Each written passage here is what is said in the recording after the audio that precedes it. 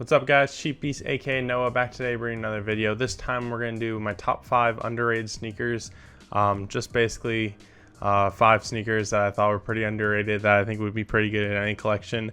I personally have only had one of these, but I've thought about buying 2 of the other ones, and the other 2 I just kind of thought they look pretty good compared to another pretty more hyped up shoe and pretty expensive. Another one I just threw in there because I thought it was pretty good looking, and I think for an alternative to something pretty classic it would work.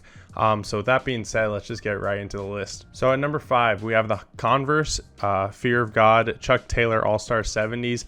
These have been, I think, fairly recent release. I think that it's this year. Basically just a Converse without the Converse logo, and then the laces wrap around the ankle. I think it look pretty clean. I think they would be like a pretty decent sneaker to have. Obviously they're nothing like crazy hyped, and I think that's why they would be on my list. So if everything on this list basically is nothing really like crazy hyped, where everything that I basically go into is like pretty hyped up, and that's just kind of what I know more because I follow it more. But like the Converse Fear of God, I feel like it could have been a little more hyped up because I know the Fear of Gods, the Nike Fear of Gods, are really hyped up, or like they were, and they were going for a crazy amount of money. And the Converse Fear of Gods are only going for about 150, both the black and like I think the natural colorway. So it's nothing crazy. Like they're not like a crazy expensive sneaker just because they're Fear of Gods. So that's kind of why I put them on this list. There's nothing crazy too much about them. They're just really clean, and I think they're pretty decent looking. For $150, not really bad, especially if you want something with a Fear of God attached to it. So at number 4, we actually have 2 sneakers because I think they look kind of similar, and they relate back to a way more hyped up sneaker. That would be the Nike Undercover Daybreak and the New Balance 327. I don't know too much about the New Balance, but I remember the Nike Undercover Daybreaks coming out, and Undercover, I know they have other collabs which can go for a decent amount of money, and they're a pretty more hyped up brand. So the black one in the Daybreak can go for around $200 on StockX, and the blue one is around $150. I think they look pretty cool. And the reason I picked both of these is because I think they look close enough to the Sacai LD Waffles, which are way more hyped up than these are. They're obviously not the like double midsole, but I think they're kind of related, especially the Daybreaks, because they have that extra like wing thing coming off the back of them, which I think adds something different. And then the sole I think looks fairly the same.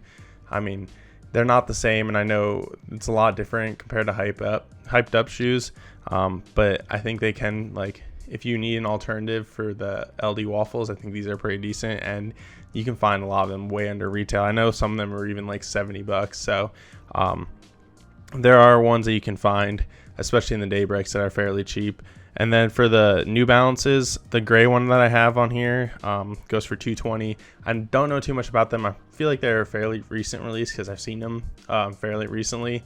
I know there are some colorways that go for a lot more. I picked the gray one because I just think it looked kind of clean, and the other ones are a little too much. There was another one I think that was going for like 300 something plus. So I think they're just kind of underrated, and it's nothing like crazy, but compared to the LD Waffle, which, if depending on your size, can go for a lot more. So I think these are a good alternative to that sneaker. The next one I have is the Asics Gel-Lyte 3. I know the sneaker is older, and there are collabs with the owner of Kith, or the founder, whatever. So there are versions of this sneaker that are way more expensive, but there are also some that I found that are around $200, and I think they're actually really good looking sneakers. I've looked into getting a few of these used on Grail and stuff. There are some that I'll find. I just haven't really jumped the gun on any of them because I don't know how much I'd wear them. I think it's a good looking sneaker. These kind of all sneakers fit into, like, they're not like high tops or they're not like Jordans or like running shoes or anything like that, but they're, I don't know, like more lifestyle sneakers. So I think the Gel-Lyte 3 looks pretty good. And then for this, I have the Atmos Soulbox collab with Asics. That's around $200. And I know Atmos can be pretty expensive, especially in Nike sneakers. So I went with that just because I was like, if there's a collab with them, it's only going for $200. If you wanted to collab by them with a big sneaker brand, that's a good one. And only $200 isn't bad. I know prices on these can vary. I just kind of went with the last sale. So I think you could get them for cheaper, more expensive. that's just the price that I figured out. And then the Meta 30 anniversary, I know I've seen this on Grail for like under, I feel like under $120. I just didn't like pick it up, just because I don't know too much about Asics, the Gel 3s, that I don't want to like pick up something that is not wrong, and I don't know how to really like check to make sure it's the right sneaker. But once again, that one's around $200 on StockX. So I just think the Gel 3 is a pretty decent looking sneaker, and I know Asics, I know more of Asics as a running brand, but I think these are more like the lifestyle sneakers. They have the Gel 5s too, but I thought the Gel 3s were a little bit better, so that's kind of why I put them on this list at number 3. So number 2, I went with probably the only really hyped one that I know about on this list, is the Yeezy 380.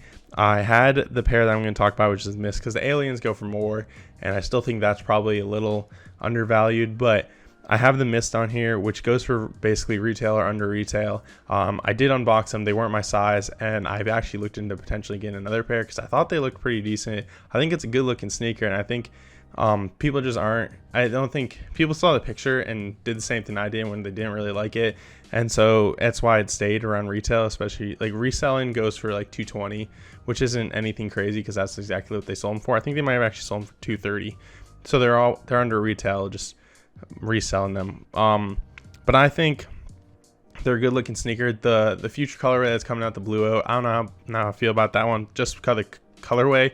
I think the sneaker like silhouette looks pretty good, and I imagine it's pretty comfy. I think I had 9.5, and I'm aware of 13, so I didn't have the right size to test it out, but I potentially would have kept them after I saw them because I thought they were really good looking sneaker. So that's kind of why they're on this underrated list, because they still go for under retail when they're Yeezy, and Yeezys can go for a lot more than that. All right, so at number 1, we have the New Balance 997S. This is the one I've actually looked at a few times, potentially getting. One of the ones is actually was something I really like, but for some reason size 13 is like $500 compared to other sizes were like $300. But I just kind of picked 2 colorways on this that I thought were pretty decent.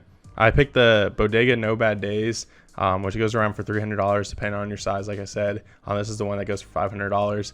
I think this is a really good looking sneaker. I think the 997S is really good looking. I've never actually owned a pair, but I have seen multiple I could pick up for like $80. So they're not like crazy expensive, and I don't know why I still haven't picked it up. I feel like I ordered one and I canceled it at one point just because I didn't know if I would wear it.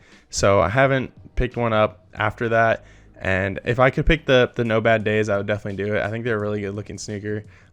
There's a reason why they're the top 5. They're the number 1 underrated sneaker on this list. I just think because there's not really like too many crazy collabs with them, which kind of doesn't bring any of them like really expensive other than the Bodegas, because there's 2 Bodegas that this sneaker won't have a like crazy resale value, and some of them are just kind of like cheap.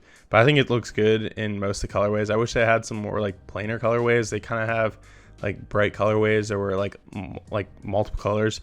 That's the other one I put on here is the multi, which doesn't actually look pretty bad. That one resales for like $84, and I think resale depends on where it was made, because I know there's like made in US New Balances that go for more, but I think retail is like 130, so it's nothing crazy even if you're buying one for retail. But I think it's a good looking sneaker, and I probably will pick one up eventually. I just need to find the right one, so I'm still waiting for that. But that's basically why I have them at number 1. So that was my top 5 underrated sneakers list. That's just my opinion. Obviously, if you guys follow sneakers and are into more of like the not Nike, Adidas, Yeezy kind of sneaker brands, you know more about these sneakers. I don't follow them too much. That's kind of why they're underrated to me, and that's really why I put them on this list. It's more of my top 5 underrated sneakers, like especially ones that I would actually consider buying, but they're all just, they don't resell for crazy amounts if they resell at all. But I think they're pretty good looking sneakers, and there's potential for me picking them up in the future. So other than that, thank you guys for watching. Don't forget to like, comment, subscribe. Tell me some underrated sneakers that you guys think of. And other than that, thank you guys for watching. I'll see you later.